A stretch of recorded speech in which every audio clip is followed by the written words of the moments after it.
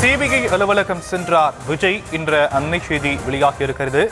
கரூர் பெருந்துயர சம்பவம் தொடர்பாக தமிழக வெற்றிக் கழக தலைவர் விஜயிடம் விசாரணை மேற்கொள்வதற்காக அவருக்கு இன்று விசாரணை அமைப்பு டெல்லி வருமாறு கேட்டுக் கொண்டிருந்த நிலையில் தற்போது அவர் டெல்லி சென்றிருக்கிறார். அவரிடம் விசாரணை மேற்கொள்ளப்பட இருக்கக்கூடிய நிலையில் விவரங்களை நம்முடைய செய்தியாளர் மதியழகன் வழங்க நாம் கேட்கலாம். மதியழகன், 11 மணிக்கு அவர் வர வேண்டும் என சிபிஐ சொல்லப்பட்டிருந்த நிலையில 11:30 மணிக்கு அவர் வந்திருக்கிறாரு. விசாரணை எவ்வளவு நேரம் போக வாய்ப்பு இருக்குன்னு கணிக்கப்பட்டிருக்கு?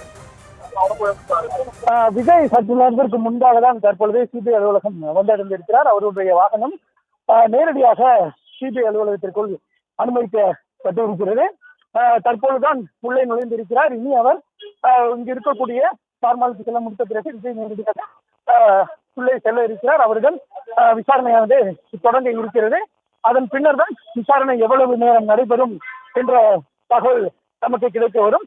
எவ்வளவு நேரம் நடைபெறுவது என்பதெல்லாம் விஜய் அளிக்கக்கூடிய பதிலை பொறுத்துதான் அவர் எந்த அளவிற்கு விசாரணைக்கு ஒத்துழைக்கிறார், சிபிஐ அதிகாரிகள் கேட்கக்கூடிய கேள்விகளுக்கு விஜய் எந்த அளவிற்கு பதிலளிக்கிறார், அதில் அவர்கள் திருப்தி அடைகிறார்களா என்பதையெல்லாம் பொறுத்துதான் விஜயிடம் நடைபெறக்கூடிய இந்த விசாரணை என்பது எவ்வளவு நேரத்திற்கு நடைபெறும் என்று நாம் எதிர்பார்க்கலாம். அந்த வகையில் விஜய் தற்பொழுதுதான் சிபிஐ அலுவலகம் வந்திருக்கிறார். அந்த வகையில் அவரிடம் இன்னும் சிறிது நேரத்தில் விசாரணையானது தொடர்ந்து இருக்கிறது.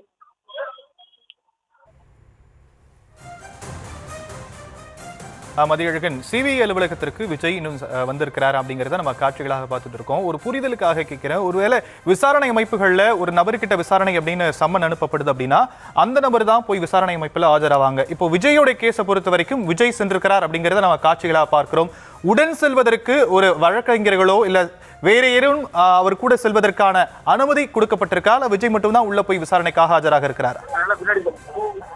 அதாவது ஒரு நபர் விசாரணைக்கு அழைக்கப்படுகிறார் என்றால் முதல் கட்டமாக நேரடியாக அவர்களே செல்லலாம், அல்லது வழக்கறிஞர்களை அனுப்பலாமா என்று அவர்கள் கேட்கலாம்.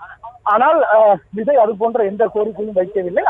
அவரே நேரடியாக ஆஜராவதற்கு ஒப்புதல் தெரிவித்த அடிப்படையில் தான் தற்பொழுது அவர் சிபிஐ அலுவலகத்திற்கு வந்திருக்கிறார்.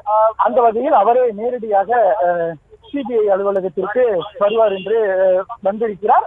அவரே நேரடியாக ஆஜராக இருக்கிறார். விசாரணையின் பொழுது வழக்கறிஞர்களை வைத்துக் கொள்ளலாமா என்று கேட்கலாம். அதற்கு அதிகாரிகள் ஒப்புதல் அளிக்கும் பட்சத்தில் வைத்துக் கொள்ளலாம், அல்லது வழக்கறிஞர்களை வைத்துக் கொள்ளக்கூடாது, நீங்கள் தான் நேரடியாக அனைத்து கேள்விகளுக்கும் பதில் சொல்ல வேண்டும் என்றால் விஜயே நேரடியாக பதில் சொல்லலாம். அந்த வகையில் விஜய் யாரையும் அவர் கோரவில்லை, அவரே நேரடியாக ஆஜராகி இருக்கிறார். எனவே நேரடியாக அவரிடமே சிபிஐ அதிகாரிகள் கேள்வி எழுப்புவார்கள். அதன் அடிப்படையிலேயே விஜய் அதற்கு பதிலளிப்பார். அவருக்கு கேட்கக்கூடிய கேள்விகளுக்கு அவருக்கு நினைவில் இருக்கும்வற்றை அவர் பதிலாக அளிப்பார்.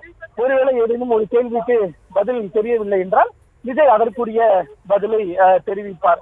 அதன் அடிப்படையில் தான் சிபிஐ அதிகாரிகள் முடிவெடுப்பார்கள். விஜயிடம் இன்னும் எத்தனை கேள்விகள் கேட்க வேண்டும், துணை கேள்விகள் ஏதாவது இருக்குமா, அல்லது விசாரணை போதுமா என்பதெல்லாம் விஜய் அளிக்கக்கூடிய பதிலை பொறுத்துதான் இருக்கிறது. ஒருவேளை கேள்விகள் கடுமையாக இருக்கும் பட்சத்தில் அவர் இது போன்று மற்றவரிடம் கேட்கலாமா, அல்லது வழக்கறிஞரிடம் கேட்கலாமா, சட்ட உதவி பெறலாமா என்பது அவர் எடுக்கக்கூடிய முடிவுதான். ஆனால் விஜய் தற்பொழுது வரை யாருடைய உதவியையும் அவர் நாடவில்லை. நேரடியாக அவர் பதில் சொல்வதற்கு தயாராக இருக்கிறார். அந்த வகையில் தான் விஜய் தற்பொழுது சிபிஐ அலுவலகம் வந்திருக்கிறார். அவருடன் ஆதவர்ஜுனா வழக்கறிஞர்கள் வந்திருந்தால் ஆதவர்ஜுனா மற்றும் வழக்கறிஞர்கள் வந்திருந்தாலும் கூட அவர்கள் விசாரணை நடைபெறும் இடத்திற்கு அனுமதிக்கப்படுவார்களா என்பதும் ஒரு கேள்விக்குறியாக இருக்கிறது. அவ்வாறு அவர்கள் அனுமதிக்கப்பட மாட்டார்கள் என்றும் விஜயிடம் மட்டும்தான் தனியாக விசாரணை நடைபெறும் என்றும் கூறப்படுகிறது. தேவைப்படும் பட்சத்தில் அடுத்த கட்டமாக ஏற்கனவே விசாரணைக்கு அழைக்கப்பட்ட நிர்வாகிகளுடன் வைத்து விஜயும் விசாரணைக்கு உட்படுத்தப்படலாம், அல்லது அது போன்ற ஒரு வாய்ப்புகளும் இருக்கின்றன. ஆனால் தற்பொழுதைய சூழலில் விஜயிடம் மட்டும் தனியாகத்தான் விசாரணை நடத்துவதற்கு சிபிஐ அதிகாரிகள் திட்டமிட்டு இருக்கிறார்கள்.